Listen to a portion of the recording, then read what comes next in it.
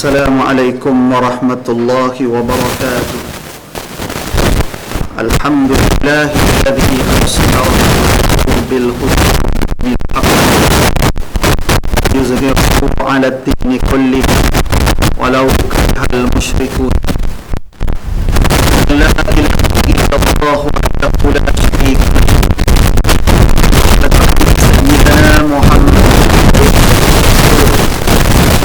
Allahumma salli wa sallim ala habibina wa qudwatina Muhammad al-muttaqin wa du'at al-mujahidin wa ala alihi wa ashabihi wa man ihtada bihadihi wastanna bisunnatihi ila yaumiddin. Qala rabbi shrah li sadri wa yassir li amri wahlul 'uqdatam min lisani yafqahu qawli. Allahumma iftah 'alaina futuhal 'arifin warzuqna fahman nabiyyin wa ilhamal malaikatil muqarrabin fi 'afiyatin birahmatika ya arhamar rahimin. Allahumma la sahla illa ma ja'altahu sahlan biyassir wa la tu'assir rahmatan bil khair. La haula wa la quwwata illa billahil aliyyil azim. Thumma amma ba'du. Alhamdulillah, marilah sama-sama kita bersyukur kepada Allah Subhanahu wa taala kerana dengan taufik serta hidayah Allah Subhanahu wa taala kita masih lagi diberi peluang dan kesempatan oleh Allah Subhanahu wa taala sehingga pada malam yang berbahagia ini sekali lagi kita dipertemukan oleh Allah Subhanahu wa taala dalam kita meneruskan ibadah kita dengan menunaikan solat fardu maghrib yang telah disempurnakan dengan cara berjamaah, dan pada masa yang sama kita berpeluang meneruskan kuliah maghrib kita pada malam ini. Mudah-mudahan hasil daripada pertemuan ini kita semua diberkati oleh Allah Subhanahu wa taala. Tuan-tuan muslimin yang dirahmati Allah Subhanahu wa taala sekalian, insya-Allah malam ini kita sambung lagi perbincangan kita berkaitan dengan kitab Penawar Bagi Hati. Sambungannya di muka surat 62 tulisan Jawi. Tulisan Rumi tuan-tuan boleh tengok pada bab yang pertama pada menyatakan taubat, yang merupakan sifat terpuji yang pertama. Sifat terpuji yang pertama sekali iaitu taubat. Telah kita bincang sebelum ini tajuk taubat ini, tetapi belum lagi sampai kepada penghujungnya. Tuan-tuan tengok pada perenggan yang seterusnya. Perenggan yang seterusnya iaitu dan ketahui olehmu bahawasanya makna taubat pada lughah. Makna taubat pada lughah ataupun pada bahasa. Muka surat apa? 160. Tulisan Rumi muka surat 160. Tulisan Jawi muka surat sini 63 dah jadi. Qala al-musannifu rahimahullahu subhanahu wa ta'ala wa nafa'ana bi'ulumihi fi daraini amin. Dan ketahui olehmu bahawasanya makna taubat pada lughah. Lughah ni pada bahasa lah. Lughah tu bahasa Arab, bahasa Melayu. Dari segi sudut bahasa, makna taubat dari segi sudut bahasa dengan maksud kembali dan pulang. Taubat dari segi bahasa maksudnya kembali ataupun pulang. Balik pangkal jalan, pulang ke pangkal jalan. Tu dari segi sudut bahasa. Manakala dari segi sudut syarak, dan pada syarak pula barang yang berhimpun padanya 3 rukun. Pada syarak taubat dari segi sudut syarak ataupun pada pandangan istilah iaitu perkara ataupun barang yang berhimpun padanya 3 rukun, 3 syarat. Mesti ada. Bila mana kita bertaubat, mesti ada 3 prasyarat tersebut. mesti ada 3 rukun tersebut. Kalau tak cukup, tak jadi taubat. Tak jadi taubat pasal tak cukup rukun. Mesti cukup mana, macam mana sekalipun. Sebab tu taubat ini kena sungguh-sungguh. Tak boleh jadi topik biasa. Tanda pentingnya dalam kehidupan kita, pengarang kita ni bukan pengarang ni saja. Boleh katakan semua pengarang-pengarang kitab tasawuf meletakkan taubat itu sebagai sifat terpuji yang pertama. Sifat terpuji yang mula-mula sekali. Pasal kalau kita ibadah, kalau kita mendekatkan diri pada Allah, bertakaruk pada Allah, dalam keadaan diri kita kotor, dalam keadaan kita masih lagi bergelombang dengan dosa, mana mungkin ibadah tersebut diterima oleh Allah. Pasal badan kita kotor, jiwa kita kotor, kena bersihkan dulu, baru ada kelazatan, baru ada lazat. Kalau kita ibadah dalam keadaan kita ni bersih, tubuh badan bersih, pakaian bersih, tempat ibadah kita bersih, tu zahir dia. Yang batinnya, kita bersih daripada segala bentuk dosa dan noda, bersih daripada segala bentuk sifat-sifat tercela yang bertahta di dalam jiwa kita, dalam hati kita. Maka masa tu kita rasa seronok bila mana kita beribadah pada Allah. Baca Quran jadi seronok, solat jadi seronok, semua ibadah jadi kita seronok. Masuk dalam ibadah ni jadi kita rasa tenang. Bukan kata masuk dalam ibadah, masuk masjid, masuk surau pun kita rasa lain dah. Seronok, rasa lapang dada kita pasal kita hadapi suasana tersebut dalam keadaan mana? Dalam keadaan jiwa kita, jiwa yang bersedia untuk beribadah. Dalam keadaan tubuh badan bersih, pakaian bersih, tempat ibadah kita bersih, dan paling besar juga kita kena titik beratkan bersih dalaman kita. Bersih hati kita daripada segala bentuk dosa-dosa yang telah kita lakukan. Kita dengan maksud lain, kita telah bertaubat pada Allah. Kita bersihkan diri kita daripada perangai-perangai jahat, sifat-sifat tercela. Kita bersihkan, kita clearkan semua. Masa tu baru kita rasa seronok sebenarnya. Seronok, rasa lapang dada. Macam kita hari ni, kita bergaul pada hari ni. Kalau orang yang kita benci, seronok tak kita duduk dekat dengan dia? Ada masalah yang tak settle, seronok tak dalam majlis sekali dengan dia? Tak seronok tuan-tuan. Sekalipun dia jemput kita pergi rumah dia, kita pergi rasa lain, tak seperti mana biasa. Pasal benda? Pasal kudis baru nak sembuh, ada paru lagi. Nampak tu? Walaupun dia dah minta maaf, sama-sama bermaaf-maafan, tapi kudis lama ada gerak. Bekah-bekah dia tu, paruk tu ada gerak.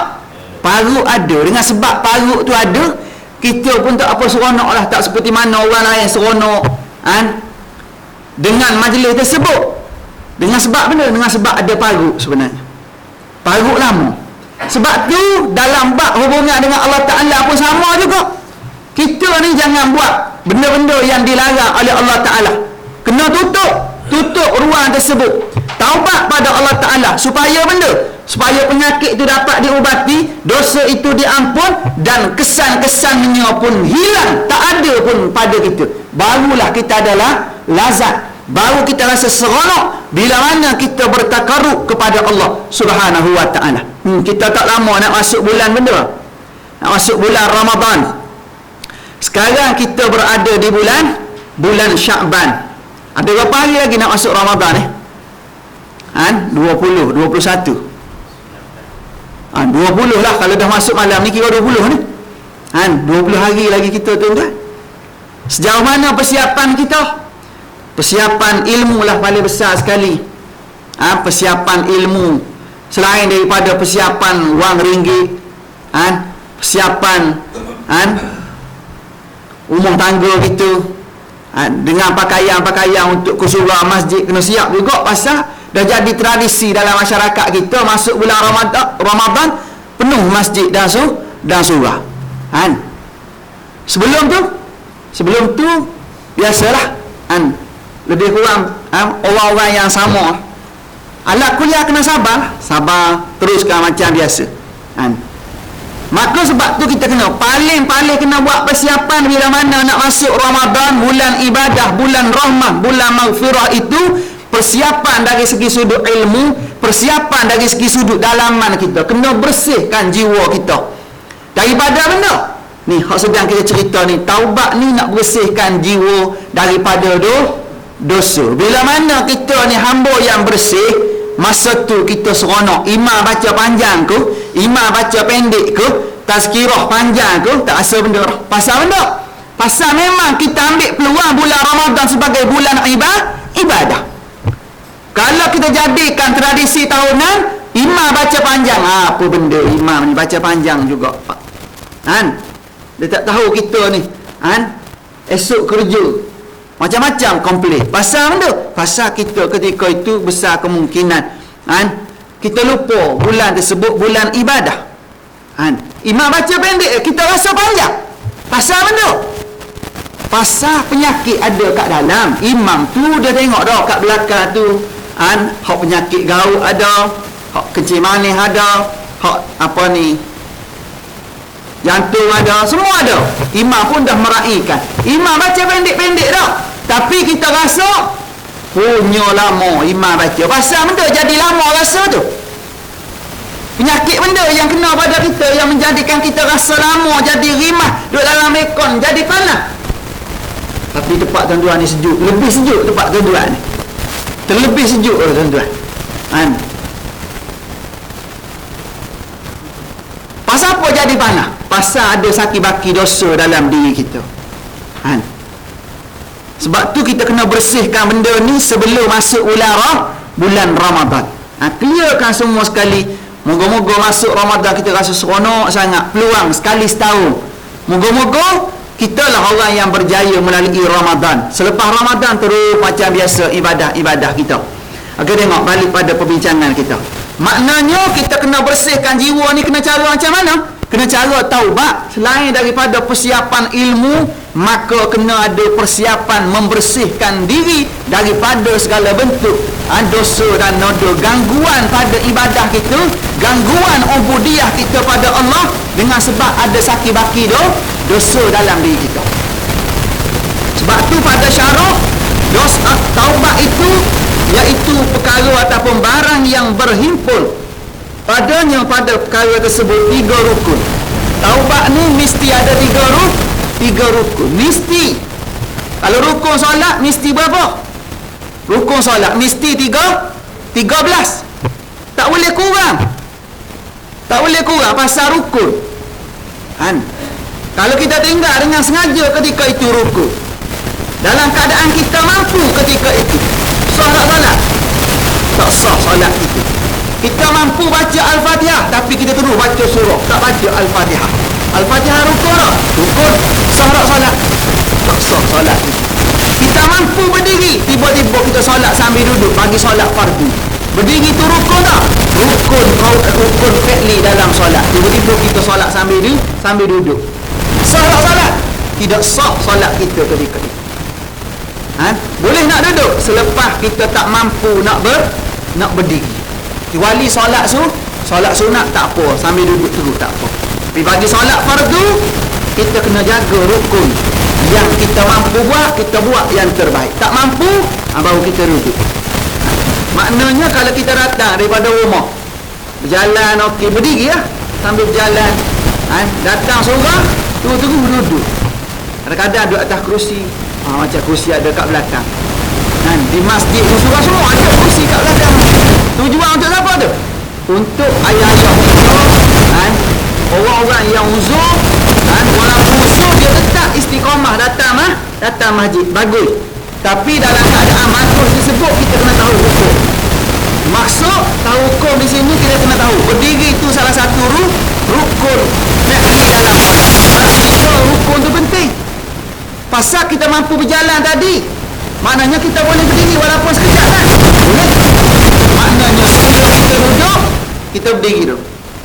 Qiyam dulu, Allahu Akbar. Dengar bacaan imam sambil berdiri. Dah tak mampu nak berdiri dah kalau rasa lain, rasa menggigit kaki kita, tak boleh taharah, kena duduk juga. Okey, dah standby kan kerusi kat belakang kan? Dah standby. Ataupun tak payah guna kerusi, tu duduk kat bawah. Pasal selepas daripada kita tak mampu, baru kita duduk. Tu yang sepatutnya. Tu baru kira uzur. Selepas tidak mampu, baru kita duduk. Tapi banyak lagi ni macam mana? Banyak berlaku lagi macam mana? Banyak. Terus pergi duduk situ. Pergi tempat lain boleh kan? Sana sini berdiri. Siap berlari di luar sana. Tapi masuk dalam surga, lemah terus. Hilang semangat. Tu berlaku banyak hari ni. Saya berperhati di masjid-masjid tambah-tambah hari Jumaat. Hari Jumaat ramai kan? Hari Jumaat mungkin duduk dah duduk. Maknanya ada silap faham di situ tuan-tuan. Walaupun memang tak mampu berdiri duduk, tapi step duduk tu kita kena faham. Bagi siapa? Bagi orang yang memang tak mampu nak berdiri langsung, memang dia boleh duduk dulu. Tapi bagi orang yang mampu berdiri walaupun seketika, kena duduk lah. Kena berdiri lah. Kena berdiri walaupun seketika. Kita kena faham. Pasal melibatkan rukun. Sama juga dengan taubat. Sekian dengan taubat.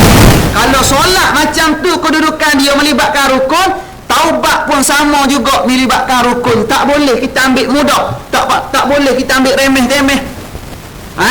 Kena cukupkan rukun juga. Okey, tengok.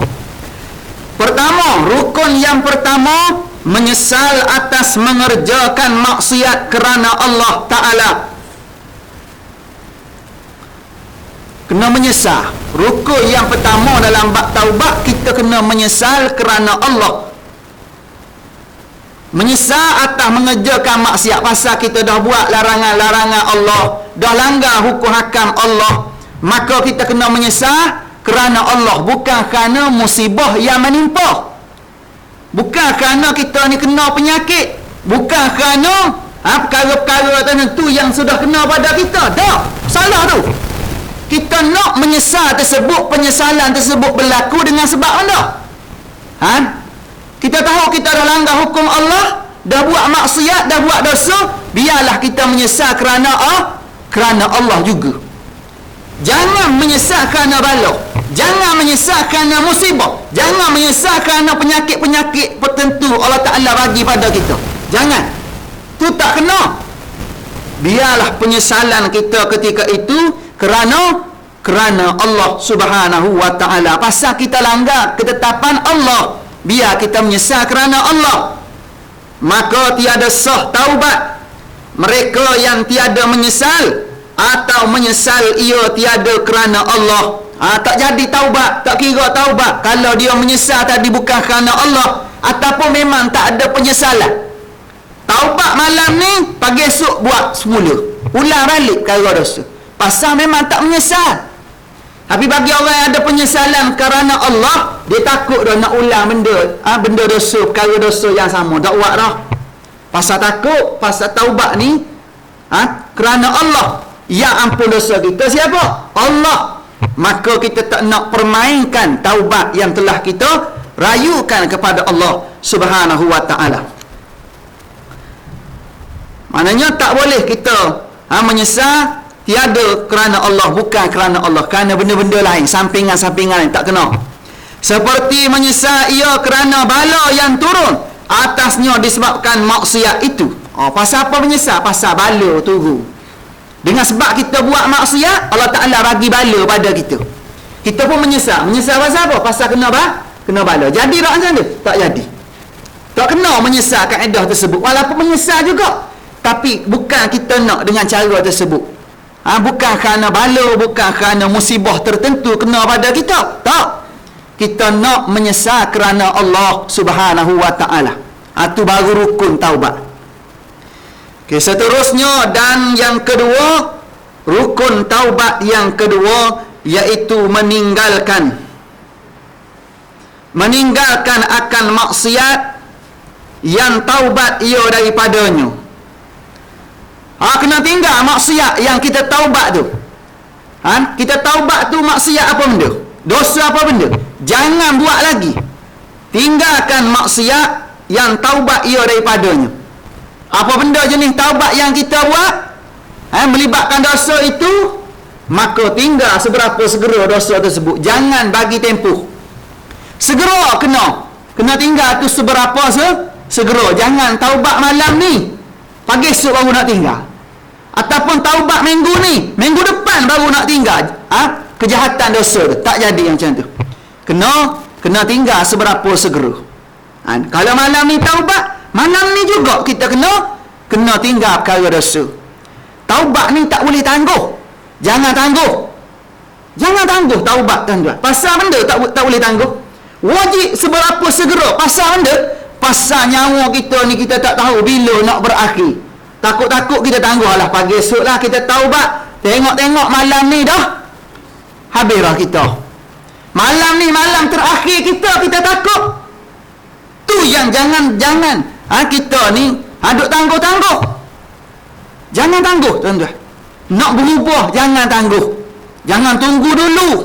Jangan tunggu orang. Kita dulu. Pasal mati ni bukan Allah Ta'ala ambil. Kemungkinan Allah Ta'ala ambil kita dulu, baru si fulan ni. Jangan tunggu orang. Pasal Allah Ta'ala ambil nyawa tu, kadang-kadang bukan serentak, walaupun ada juga yang serentak. Kita takut kita ni tak sempat nak taubat. Tu yang kena tinggal maksiat itu seberapa segera. Maka tiada sah taubat mereka yang tiada meninggalkan ia akan maksiat yang taubat ia daripadanya. Dia dah taubat, tiba-tiba masih lagi buat maksiat. Taubat dah pada Allah Ta'ala, minta ampun pada Allah Ta'ala. Tengok-tengok, lepas pada taubat tu dia buat lagi. Baru je taubat, tengok-tengok buat lagi. Tengok-tengok buat lagi. Taubat malam, pagi buat semula. Taubat pagi, petang buat lagi. Zaman kita pada hari ni, dunia akhir zaman ni memang macam tu, tuan-tuan. Kan Nabi dah bagi tahu akhir zaman nanti suasana kualiti iman seorang itu ramai bilangan orang dia. Kuantiti dia ramai, tapi kualiti berapa? Kualiti dia macam buih di permukaan air laut. Macam buih atas air. Tak kuat dia. Kualiti dia tak hebat. Walaupun bilangan ramai, tapi kualiti tak hebat. Mari ombak sikit, pecah, dipukul ombak. Itulah kualiti zaman hari ni. Sebab tu Nabi kata akan datang satu masa nanti yang mana ada orang waktu siang beriman, malam kufur pada Allah. Malam beriman, waktu pagi esok siang cerah, nampak tanah, tengok-tengok kufur semula pada Allah Ta'ala. Ini dah jadi trend dalam masyarakat kita pada hari ini. Dah jadi benda biasa. Duk petikai hukum hakam agama ni dah jadi topik biasa. Tak jadi topik. Orang takut lah, tak jadi benda yang ditakuti lah dalam masyarakat hari ni. Pasal dah jadi benda biasa. Allah bisa tegar biasa. Tu zaman pada hari ni. Sebab tu kita kena berhati-hati, tuan-tuan. Berhati-hati dalam mengurus kehidupan kita. Bila mana kita taubat sungguh-sungguh, tuan-tuan. Taubat sepenuh hati kita, tinggal segala bentuk maksiat kita, tuan-tuan. Segala bentuk salah laku kita, sama ada dengan Allah, sama ada dengan manusia, sama ada melibatkan qada, kita qada semua. Jangan tangguh-tangguh. Pasal benda, pasal takut-takut dia mari dalam keadaan mengejut. Mari mengejut, habislah kita. Ramai kan hak kena mengejut kan? Kena mengejut. Sebelum ni dia tak tahu dia ada penyakit. Kalau hak ada penyakit, dia boleh standby dah dengan ubat apa semua sekali. Tapi bagi orang hak tak tahu dia ada penyakit, tahu-tahu kena serangan jantung, tahu-tahu dah kena, tak boleh, tak sempat, bawa pergi hospital, kira-kira dah selesai dah. Tengok, tak sempat nak taubat masa tu. Ni kita takut benda-benda hak mari mengejut macam ni, kita takut, tuan-tuan. Jangan kita buat satu cagaran dengan jiwa muda kita ini kita boleh lepas. Belum tentu, tuan-tuan. Orang muda boleh hidup 50 tahun lagi, belum tentu. Ramai orang-orang muda hari ni dicabut oleh Allah Ta'ala, dikembalikan oleh Allah Ta'ala. Dan jangan kita ingat yang tua tu pergi dulu. Tak, belum tentu lagi. Cuma tengok zahirnya, ni dia jalan dulu ni. Tengok-tengok hak muda jalan dulu. Ramai yang tua, yang berumur, yang sakit, tak mati-mati pun ada. Sakit ni, tak mati-mati. Tengok-tengok yang sihat mati dulu. Tengok. Sihat, penyakit tak ada. Sihat sejahtera. Orangnya muda. Tak ada penyakit, tuan-tuan. Belum tentu lagi tak mati. Kadang-kadang mati ni kat mana? Mati ni bukan kerana sakit, tuan-tuan. Aksiden jalan raya pun mati, tuan-tuan. Balik mana? Balik tengok bola. Aksiden, tuan-tuan. Mati. Berlaku 2-3 hari lepas dah masa bola baru ni, tuan-tuan. Mati awak masuk surat khabar, masuk berita tu, tuan-tuan. Tu 30 juzuk dalam kepala tu, tuan-tuan. Pun begitu kita doakan. Sahabat kita ini, tuan-tuan, ditempatkan bersama ruh para salihin. Dia tinggal, tuan-tuan, isteri dalam keadaan tunggu masa, tunggu hari nak bersalin, tuan-tuan. Isteri yang tahu berita kematian suami, tuan-tuan, tunggu, tuan-tuan, orang bawa pergi hospital boleh bersalin, walaupun belum masa lagi tu. Mengejut, tuan-tuan, jadi 30 juzuk dalam kepala seorang guru tahfizul Quran, tuan-tuan. Sihat kan? Sihat. Tak ada penyakit, tapi Allah Ta'ala boleh ambil bila-bila masa, tuan-tuan. Kadang-kadang dalam perjalanan atas jalan raya, betul lah kata tuan guru kita, Allah yarham tuan guru kita dulu. Dia kata, kita naik kereta, naik motor, naik apa saja atas jalan raya, tu keranda bergerak, dia kata. Betul, tuan-tuan. Tu keranda bergerak. Silap sikit, jalan. Betul tak? Betul tu. Jangan main-main. Betul. Kata-kata alim ulama' ni, dia memang kaji benda ni. Dia nak bercakap tu memang dia dah kaji dulu. Kita hari ni ambil yang buah-buah, dia tinggal je. Betul sungguh, tuan-tuan. Setiap tahun yang mati atas jalan raya berapa ramai? Setiap musim perayaan, musim cuti, ada je, tuan-tuan. Rekod dia tu meningkat saja, tuan-tuan. Walaupun macam-macam gerak kerja hari ni, nak kurangkan kemalangan jalan raya, tak boleh pakai tinta, tak boleh cermin gelap, tuan-tuan. Sepatutnya lagi selesa, lagilah. Okey kan? Sepatutnya macam tu. Masalahnya, orang-orang tertentu boleh pakai cermin gelap, orang-orang tertentu tak boleh. Tengok pula dah. Tak kenalah macam tu, tuan-tuan. Maknanya gerak kerja tersebut, tuan-tuan, tak sampai maksud. Sedangkan yang terlibat dengan kemalangan jalan raya ni, hak tak pakai tinta pun, tuan-tuan. Hak tak pakai cermin gelap pun kadang-kadang. Tengok, tak kena. Nak gambarkan pada kita, tuan-tuan, mati ni, dia tak kenal usia, tak kenal tua muda, tak kenal miskin kaya, tak kenal muslimi muslimat. Semua mati belaka. Yang penting kita buat persiapan. Nisbah kalau kita dah terlanjur buat dosa, maka taubatlah segera. Taubat segera dengan rukun yang digariskan pada kita. Yang pertama tadi kena menyesal kerana Allah. Yang kedua kena tinggal maksiat itu seberapa segera. Segera kena tinggal, jangan ulang lagi. Maka tiada sah taubat mereka yang tiada meninggalkan ia akan maksiat, yang taubat ia daripadanya. Kalau dia buat lagi, dia ulang benda sama lagi, itu tanda taubatnya tidak diterima, pasal tak cukup rukun. Itu masalah. Dan yang ketiga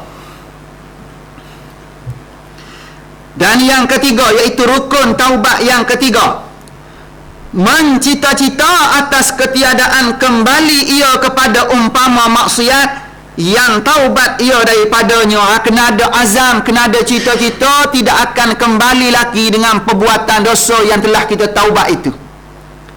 Tak buat dah lepas ni, tak berulang dah, dosa yang sama tak ada dah, tutup buku terus dah, padam terus dah. Jangan hari ni buat, besok hari ni taubat, besok buat lagi. Kadang-kadang tempoh tu ada, taubat dah, tunggu 2-3 bulan, buat balik.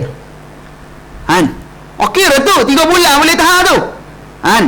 Sepatutnya kalau kita dah taubat sampai akhir hayat kita, kita tidak akan ulang kejahatan dosa yang sama. Tak berulang dah, pasal kita taubat. Rukunnya macam tu. Maknanya kita kena ada cita-cita, kena ada keazaman, tidak kembali lagi kepada perbuatan dosa yang telah kita taubat itu. maka tiada sah taubat mereka yang tiada mencita-cita atas ketiadaan kembali kepada umpama maksiatnya itu. Tak sah taubat. Tengok-tengok buat semula. Pasal dalam hatinya tidak ada azam, tidak ada cita-cita untuk meninggal terus kejahatan tersebut. Sebab tu kena ada cita-cita. Bila mana ada cita-cita, kita akan usaha supaya kita tidak terlibat lagi dengan perkara jahat, perkara maksiat tersebut. Ini jika maksiat itu tiada meninggalkan fardu. Tu semua yang kita cerita tadi tu, 3 rukun tu berkaitan dengan menyesal kerana Allah, tinggal seberapa segera perbuatan dosa, berazam tidak akan kembali lagi kepada perbuatan dosa yang sama. Tu rukun 3 tu. Tu semua tu jika maksiat itu, dosa itu tiada meninggalkan fardu, tak terlibat dengan kita tinggal amalan-amalan fardu. Tapi kalau ada terlibat dengan fardu dan tiada bergantung dengan manusia, yang keduanya selain daripada kita tinggal perkara fardu, ada tak dosa dengan manusia? Kalau ada dosa dengan manusia, cerita lain pula. Kalau ada kita tinggal kefarduan, maka cerita lain pula. Kena tambah rukun dia panggil.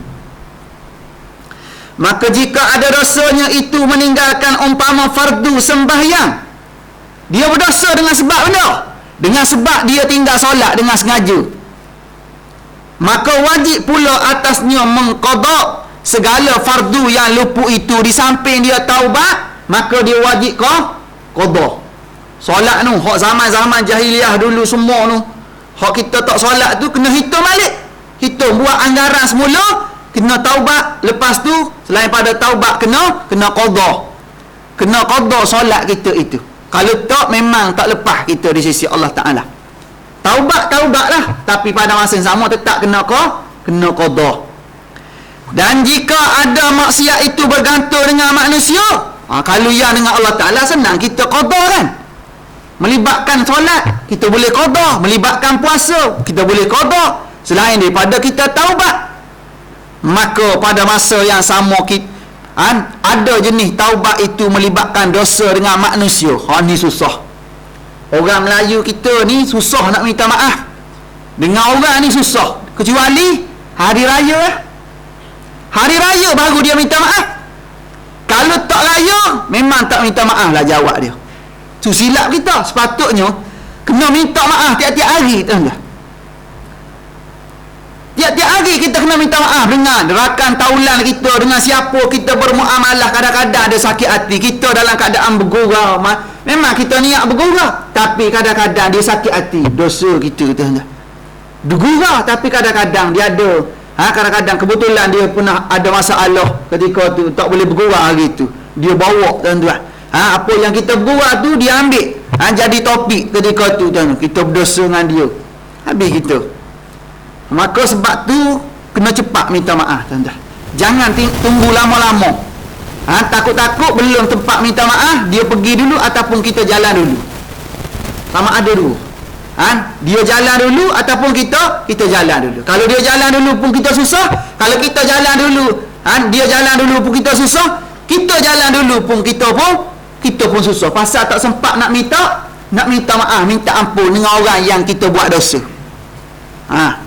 Sebab itulah Imam Ghazali rahimahullahu ta'ala, dia kata dalam bab kita ni duk mengurus kehidupan, dalam kehidupan harian kita ni, kata Imam Ghazali, kita kena banyak muhasabah. Paling-paling tak ada sebelum kita pejam mata waktu malam. Sebelum kita pejam mata, kita tidur waktu malam tu, Imam Ghazali kata kita kena buat muhasabah balik. Kita bangun tidur tadi pukul berapa? Pagi. Kita celik mata tu pukul berapa?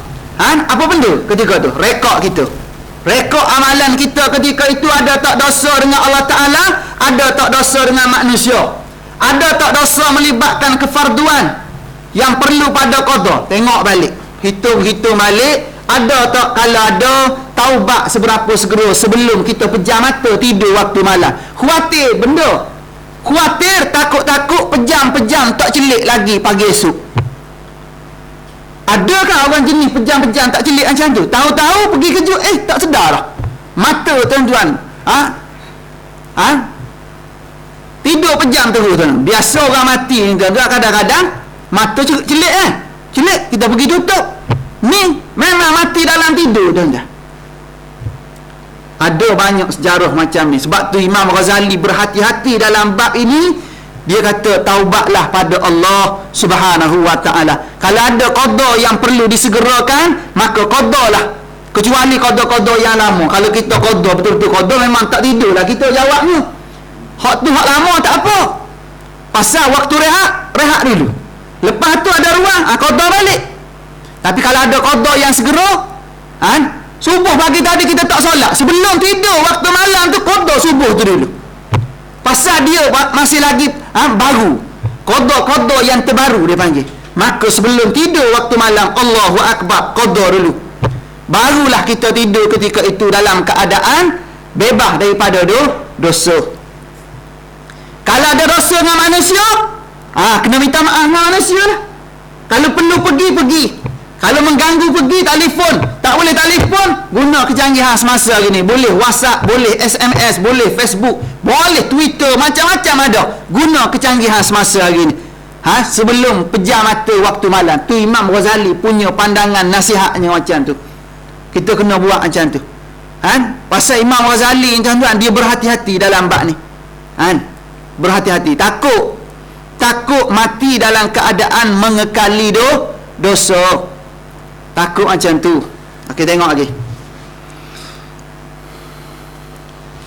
Dan jika ada maksiat itu bergantung dengan manusia, seperti mencuri harta orang. Maksiat, dosa itu terlibat dengan manusia. Seperti dia ambil barang orang tanpa izin, dipanggil curi. Rompok lain. Merompok ni tuan-tuan, dia mencuri ni tuan punya tak tahu. Tak tahu siapa curi. Rompok ni dia pergi pecahkan rumah tuan-tuan. Dalam keadaan tuan rumah ada pun dia masuk juga. Tu macam tu. Dia pergi, dia pecahkan rumah kita, dia ambil barang-barang, dia keluar. Tu panggil rompok.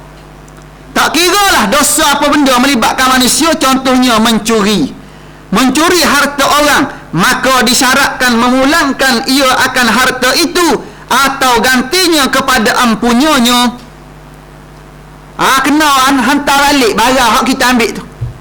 Barang hak kita curi tu kena ambil, bagi pulang balik pada tuan punya. Kalau barang tu dah rosak, macam mana nak buat? Kena bayar ganti rugi ataupun beli hak baru. Bagus dia kata, kalau macam ni bagus dia ni curi. Pasal dia bagi hak baru. Dia curi hak buruk, dia ganti yang baru. Bagus pun curi macam ni. Ada satu kes berlaku, kereta ustaz kena pecah cermin. Bukan kereta saya, ustaz lain. Dia nak curi bukan nak curi kereta ustaz, bukan nak pecahkan cermin kereta ustaz, tapi memang kena kereta ustaz hari tu. Sebelum tu dia tengok jaruah ni ustaz ni dia kenal ni, bagus, dia minat ustaz ni, gambar apa nampak ada. Sekali dia pergi pecahkan kereta, habis je Assalamualaikum, dia pun keluar, tak sempat wirid. Dia pecahkan kereta, bukan pecah kereta, cermin kereta. Pecah cermin kereta, nak ambil barang dalam tu lah. Nak ambil barang-barang yang berharga dalam tu. Apa-apa yang patut bagi dia lah. Tengok-tengok gambar ustaz ada dalam. Gambar tuan-tuan, name tag ada tuan-tuan. Kemungkinan ustaz ni tuan-tuan pernah pergi satu-satu program ada gambar dia. Dia kata kena kereta ustaz hari ni. Dia mula jadi rasa takut tuan-tuan, pasal kereta ustaz, kereta alim ulama. Lala sekali dia tak jadi nak curi. Dia pun tulis nota situ minta maaf. Dia tulis nota minta maaf kerana terlepas pandang, tersalah ketuk kereta ustaz, pecah kereta, pecah cermin kereta. Lala sekali dengan sebab dia dah pecah cermin kereta, dia bagi duit ganti rugi RM500. Dia bagi duit RM500 tak dalam kereta tu, siap minta maaf ustaz, jangan doa-doa apa-apa, tak payah, takut-takut bunci perut kot. Takut dia tuan-tuan. Ni pencuri yang beriman dia panggil.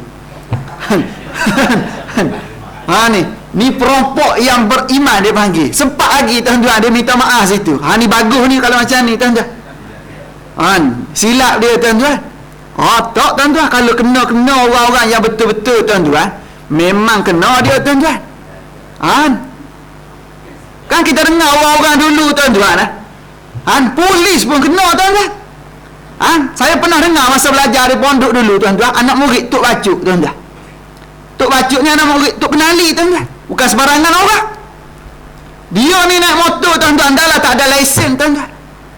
Rotek mati, segena pecah, kaki ayam, selipar tak pakai, kasut tak pakai, kaki ayam je. Polis tengok, tuan-tuan, polis terus buat surat, keluar surat saman, nak saman.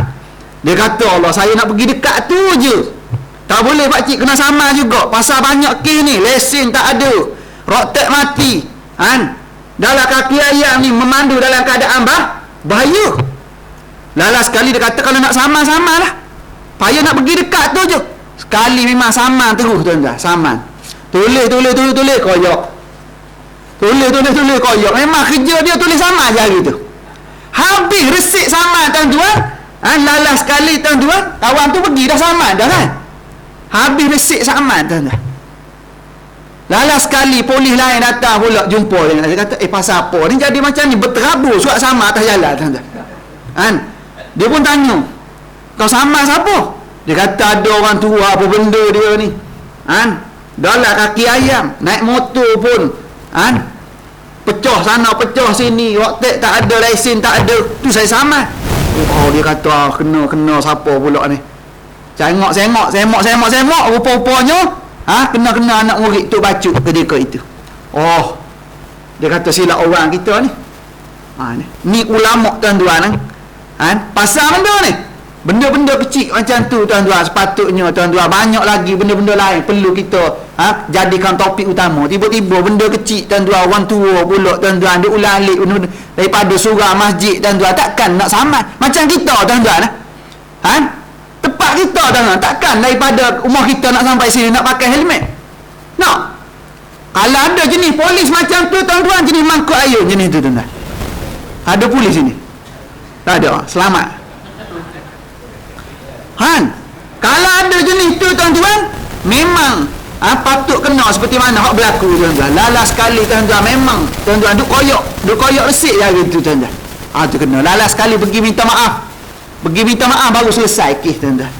Banyak tuan-tuan kes berlaku melibatkan alim ulama. Sebab tu kemungkinan pencuri hak saya cerita tadi tu, dia dengar cerita hak seperti mana saya cerita, dia pernah dengar macam tu, dia takut kena pada diri dia tuan-tuan. Pasal melibatkan alim ulama. Alim ulama ni tuan-tuan, fitnah pada dia tuan-tuan, darahnya tuan-tuan beracun tuan-tuan. Sebab tu orang dia jadi takut melibatkan alim ulama tadi. Lala sekali letak duit RM500 cabut. Tulis nota situ minta maaf kerana tersilap pecah cermin kereta. Nak pecah kereta lain, tiba-tiba tersilap pergi pecah kereta ustaz. Ada juga jenis tu. Baguslah jenis tu tuan-tuan. Dia sempat sedar masa tu tuan-tuan. Bagus tak sempat dia ambil barang, dia tengok dulu, sempat dia taubat dulu masa tu. Okey, tengok.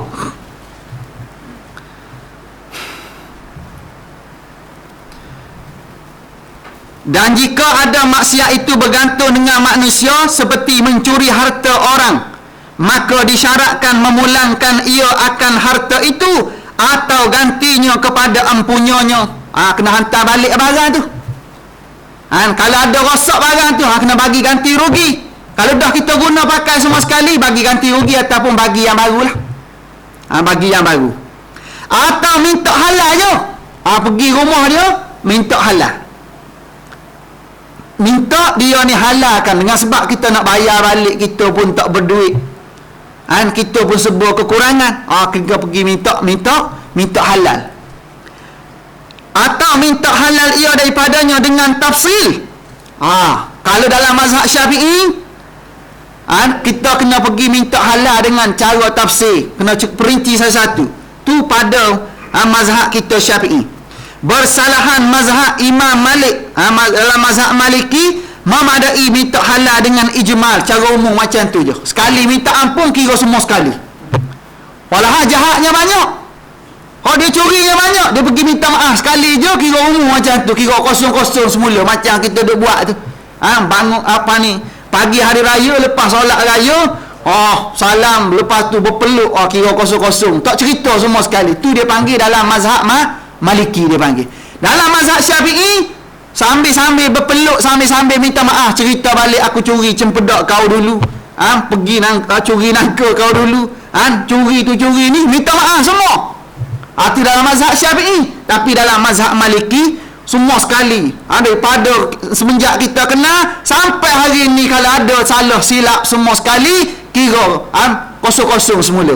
Buka buku baru. Itu dalam mazhab Maliki. Boleh tak? Boleh. Nak taklid mazhab tu boleh, tak ada masalah. Dan ada padanya keluasan. Dalam mazhab Maliki ni luah lah, tak ada masalah lah. Pasal kita tak perlu cerita balik cerita-cerita lama kita. Maka jika tiada kuasa ia memulangkannya, tak boleh nak pulangkan balik. Dan jika tiada kuasa memulangkannya, tiada menghalalkan oleh yang ampunyanya, dia tak halal. Memang kita tak mampu nak bayar balik, dan kita pergi minta halal, dia tak halal. Siapa suruh curi? Dia kata senang-senang minta halal. Pandai curi, pandailah ganti kan. Patut macam tu. Tiba-tiba memang dia tak halalkan kita. Nak buat macam mana? Maka hendaklah bersungguh-sungguh ia pada mengikhlaskan taubatnya. Kita kena taubat pada Allah Ta'ala sungguh-sungguh. Pasal pergi minta maaf, dia tak minta maaf. Pergi nak minta halal, dia tak halal. Maka kita kena bersungguh-sungguh taubat pada Allah Ta'ala, dan memohonkan akan Allah Ta'ala, minta sungguh-sungguh dengan Allah Ta'ala. Moga-moga Allah Ta'ala ampunkan dosa kita. Walaupun Tuhan punya tak minta maaf, Tuhan punya tu tak halalkan kita, tapi sepatutnya tak halal hari ni, besok pergi lagi. Lama-lama pergi lagi. Moga-moga lama-lama dia kata, kau ni buat minta benda sama je, aku halal lah. Dia menyampah tengok kita. Alhamdulillah, anda halal dah. Mudah-mudahan menjadikan ia akan ampunnya harta itu reda pada hari kiamat nanti. Moga-moga dengan kita minta maaf, minta ampun itu, yang punya harta itu pun reda pada kita.